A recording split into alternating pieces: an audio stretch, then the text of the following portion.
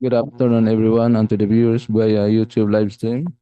The private conference for the procurement of goods is now called to order. For the attendance of this private conference, may we request Ms. Bodo to please call the roll.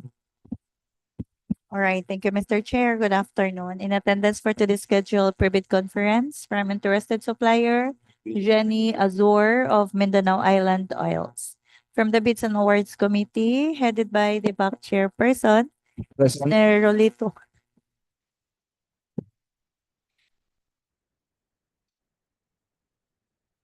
Engineer Rolito Pipancito.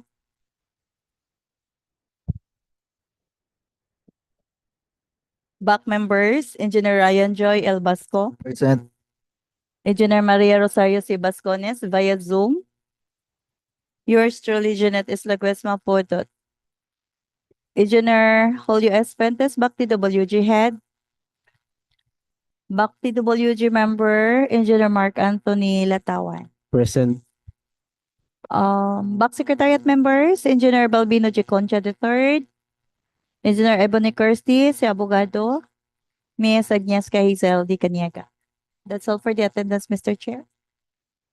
Thank you. With the presence of the majority of the back members, hence this proceeding for the procurement of goods has a quorum. As scheduled, we have one project to be presented. And again, may I request Ms. Bodo to please present this project information. All right. Contract subject for private conference today is with contract ID number 25 GND 0003, supply and delivery of diesel fuel for all service vehicles, heavy equipment, and machines used by the maintenance section for the second quarter of CY 2025 with an ABC of 1,567,539 pesos and 40 centavos, consisting of 18,818 liters of diesel fuel with a delivery of 90 calendar days. For significant timelines, bid documents are already available starting on May 15, 2025. Pre-bid conferences today, May 22, 2025, 2 p.m. Deadline for the submission of bids until 2 p.m. of June 3, 2025. And the bid opening shall be June 3, 2025, 2 p.m. That's all for the significant timelines and the details of the contract, Mr. Chair. Okay, thank you. For project requirements and also the other important reminders and instructions, again, may I request Ms. Bodo to please discuss. All right. All interested bidders, please be reminded of GPPB Resolution 15-2021 dated October 14, 2021, effective on contracts advertised from January 1, 2025. The Philippines registration of platinum registration and membership be updated with the current and updated Class A eligibility documents covered by Section 8.5.2 of the 2016 revised IRR of RA 9184. Otherwise, it shall result in the automatic suspension of the validity of a certificate of platinum registration and membership. Also, all prospective bidders, please be reminded that all Class A eligibility documents covered by Section 8.5.2 of the revised implementing rules and regulations of RA 9184 supporting the veracity, authenticity, and validity of this certificate shall remain current and updated. The failure by the prospective bidder to update the certificate with the current and updated Class A eligibility documents shall result in the automatic suspension of its validity until such time that all the expired Class A eligibility documents has been updated.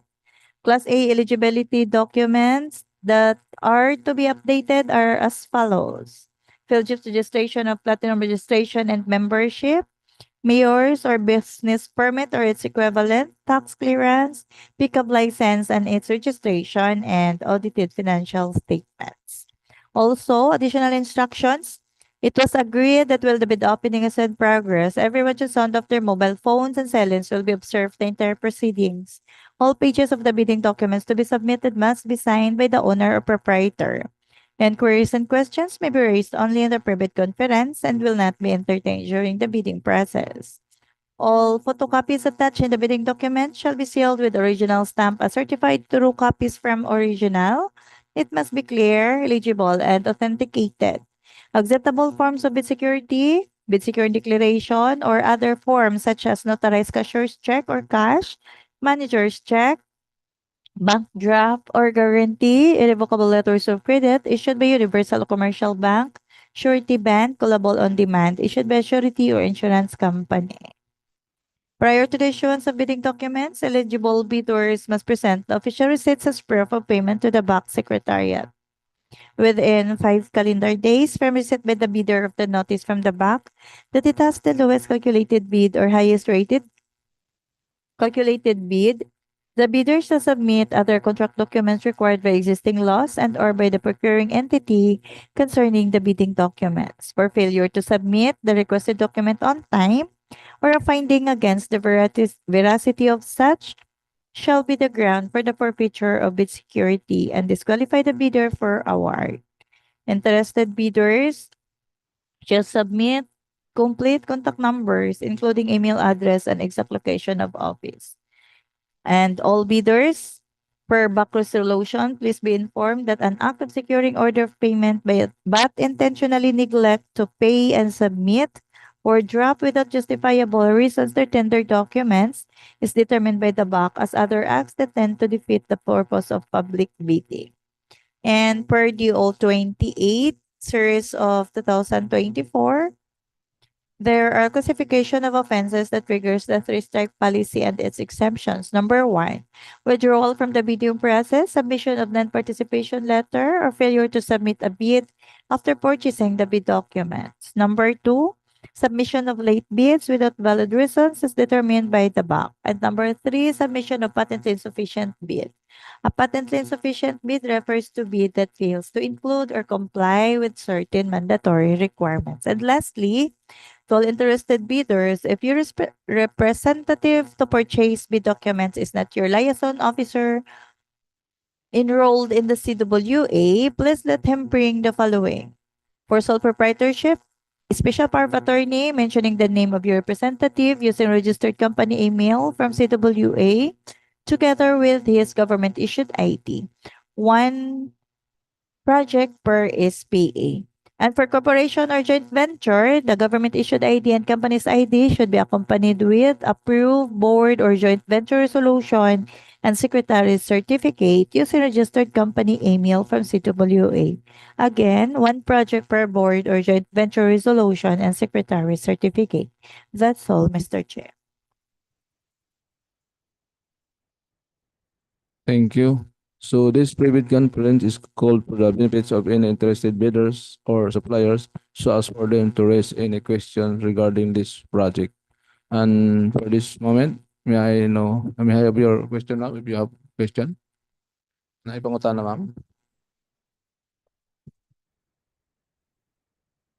Good afternoon, DI. Si Jenny Azor sa Mindanao Island Oils. Among gas station is nasa Matila Boulevard. So, naapod may Petron na sa Libertad, ang payon ug sa Busa, ang Bago. So, if ever nga convenient para sa inyo ha, so pwede may mo cater bisan asa ano. Then, open may 24 hours o maski holiday open may 24 hours. Unsa may question niyo ma'am? Ang akong lang question is katong sa financial gani sir, ang unit price nato is fixed until mahurot ang ABC.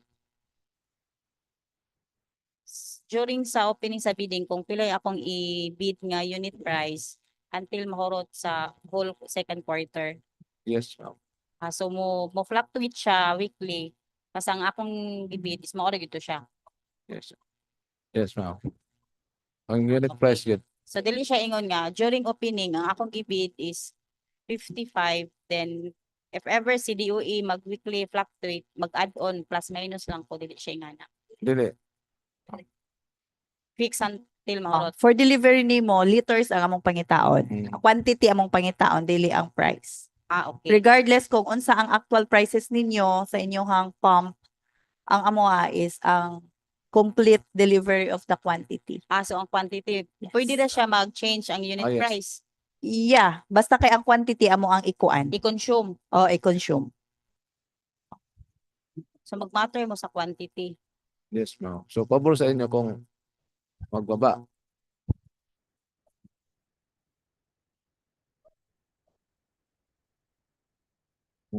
So fix lagi gyapon siya. Yes, ma'am.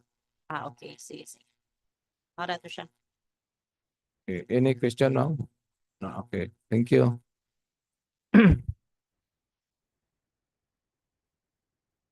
So at this time, there's been no matters to be discussed.